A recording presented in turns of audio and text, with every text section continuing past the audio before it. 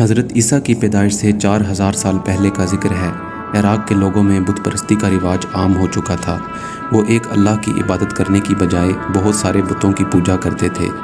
ہر کام کے لیے انہوں نے الگ الگ بت بنا رکھے تھے۔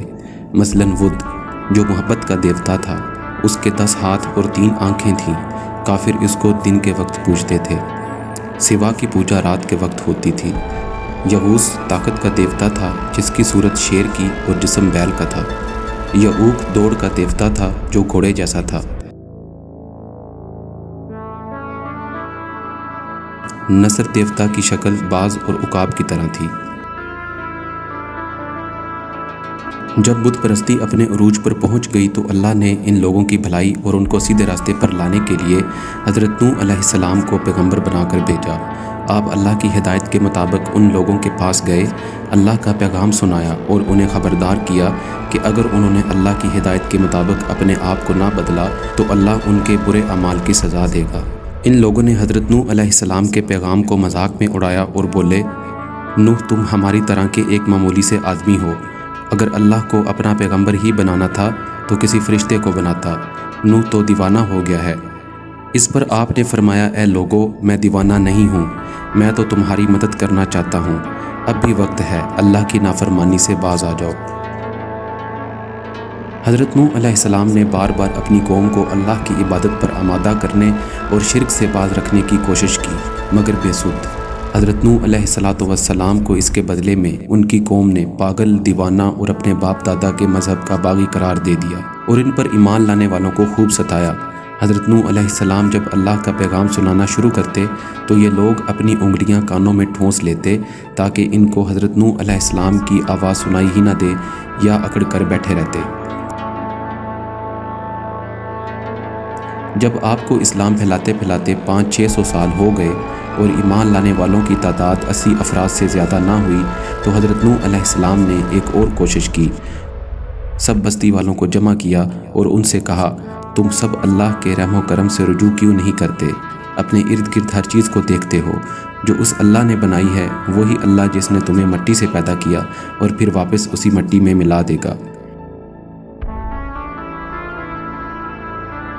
اس کے جواب میں وہ بولے، اے نوح، ہم تمہاری بات کیوں سنیں؟ تمہاری پیروی تو صرف وہی لوگ کرتے ہیں جو غریب اور لاچار ہیں اور کم علم ہیں، اس لیے وہ تمہاری پیروی کرتے ہیں۔ حضرت نوح علیہ السلام نے فرمایا، وہ لوگ جن کو تم میری پیروی کرنے کی وجہ سے پسند نہیں کرتے، اللہ انہیں ہر قسم کی نعمت سے نوازے گا۔ میں ان کے بارے میں برا نہیں سوچ سکتا۔ اب اگر اللہ چاہے گا تو تم پر خوفناک عذاب نازل ہوگا اور اس وقت میں بھی تمہاری مدد نہیں کر سکوں گا۔ یہ سن کر سب لوگ غصے میں آ گئے اور بولے، نوح، اگر تم نے یہ باتیں بند نہ کی تو ہم تم پر اس وقت تک پتھر برسائیں گے جب تک تم مر نہیں جاتے۔ اپنی قوم سے مایوس ہو کر حضرت نوح علیہ السلام نے اللہ سے دعا کی، اے اللہ، میں نے دن رات اپنے لوگوں کو بہتری کی طرف بلایا مگر وہ اتنا ہی تجھ سے دور ہوتے گئے۔ وہ انتہائی خودسر ہو چکے ہیں۔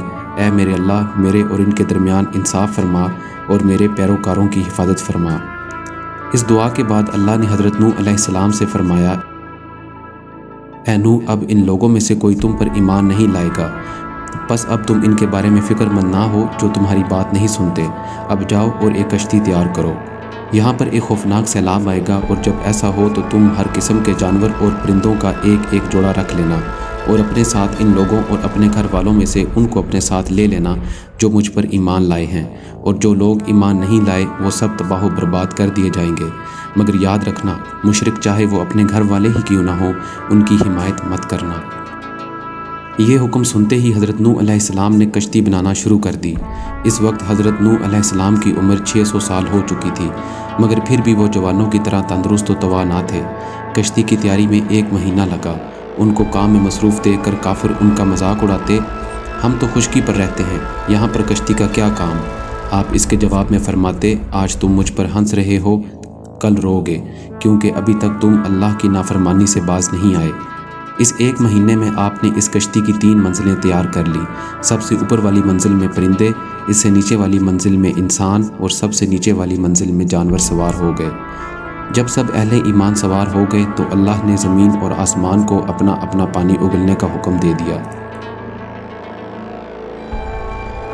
جو لوگ حضرت نوح علیہ السلام پر ایمان لائے تھے وہ سب کشتی میں سوار ہونے لگے۔ یہ دیکھ کر باقی لوگوں نے ان سب کا مذاق اڑانا شروع کر دیا۔ اسی دوران اچانک شور اٹھا کہ ایک تندور سے پانی نکل رہا ہے۔ سب لوگوں نے حیرانی سے ایک دوسرے کی طرف دیکھا اور تندور کو دیکھنے چل پڑے۔ جب لوگوں نے تندور کے پاس پہنچ کر دیکھا تو واقعی اس میں سے پانی نکل رہا تھا۔ یہ پانی تندور سے نکل کر گلیوں اور پھر گھروں میں داخل ہو رہا تھا۔ تھوڑی ہی دیر میں آسمان سے بھی پانی برسنے لگا اور سب لوگ محفوظ جگہوں کی تلاش میں نکل کھڑے ہوئے۔ کوئی چھت پر چڑھ گیا اور کوئی درخت پر، مگر پانی نے کسی کو نہ چھوڑا اور ہر چیز پانی میں ڈوب گئی۔ طوفان شروع ہوا تو حضرت نوح علیہ السلام کو اپنا بیٹا کنعان اور بیوی نظر آئے۔ آپ نے اپنے بیٹے کو پکارا، اے میرے بیٹے، میری کشتی پر آ جاؤ، ان لوگوں میں سے نہ ہو جاؤ جو گمراہ ہیں۔ کنعان نے، جو کافروں میں شامل تھا، جواب دیا، میں پہاڑ پر چڑھ جاؤں گا، وہاں پر پانی نہیں آ سکتا۔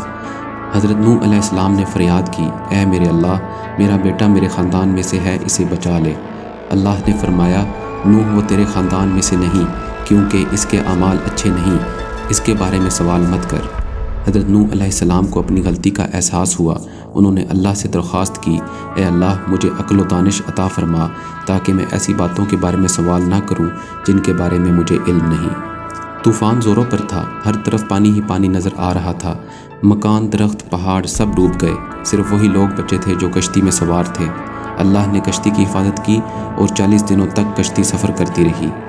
آخرکار اللہ کے حکم کے مطابق کشتی ٹھہر گئی اور حکم ہوا، اے آسمان بارش برسانا بند کر دے، اے زمین سارا پانی پی جا۔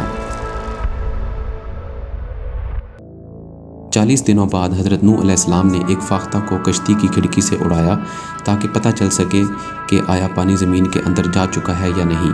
فاختہ کو کہیں بیٹھنے کی جگہ نہ ملی اور وہ اڑتی ہوئی واپس کشتی تک لوٹ آئی، جس سے حضرت نوح علیہ السلام کو پتہ چل گیا کہ ابھی زمین پر اللہ کا عذاب پانی کی شکل میں موجود ہے۔ حضرت نوح نے 7 دن تک انتظار کیا اور پھر اللہ کا نام لے کر فاختہ کو اڑایا۔ اس دفعہ فاختہ شام کے وقت کشتی تک لوٹ آئی اور اس کی چونچ میں زیتون کے درخت کی ایک چھوٹی سی شاخ تھی۔ تب نوح علیہ السلام نے سمجھ لیا کہ پانی زمین پر تقریباً خشک ہونے کو ہے۔ آپ نے مزید 7 دن اور 7 راتیں انتظار کیا اور پھر فاختہ کو اڑایا۔ اس بار فاختہ واپس نہ آئی۔ تب آپ کو یقین ہو گیا کہ زمین پر خدا کا عذاب ختم ہو چکا ہے۔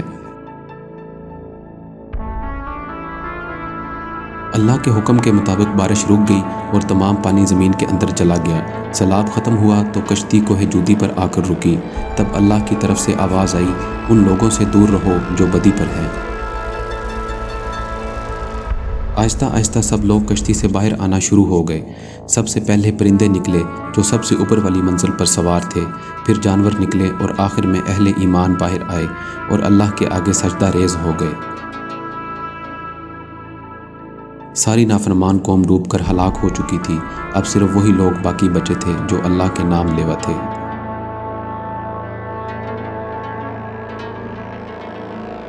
اگر آپ کو ہماری یہ ویڈیو پسند آئی ہے تو اسے لائک کریں اور ہمارے چینل وزڈم اپرائٹ کو سبسکرائب کریں، اور اگر آپ کو یہ ویڈیو پسند نہیں آئی تو ڈس لائک کریں اور ہمیں اپنی قیمتی آراء سے آگاہ کریں۔ شکریہ۔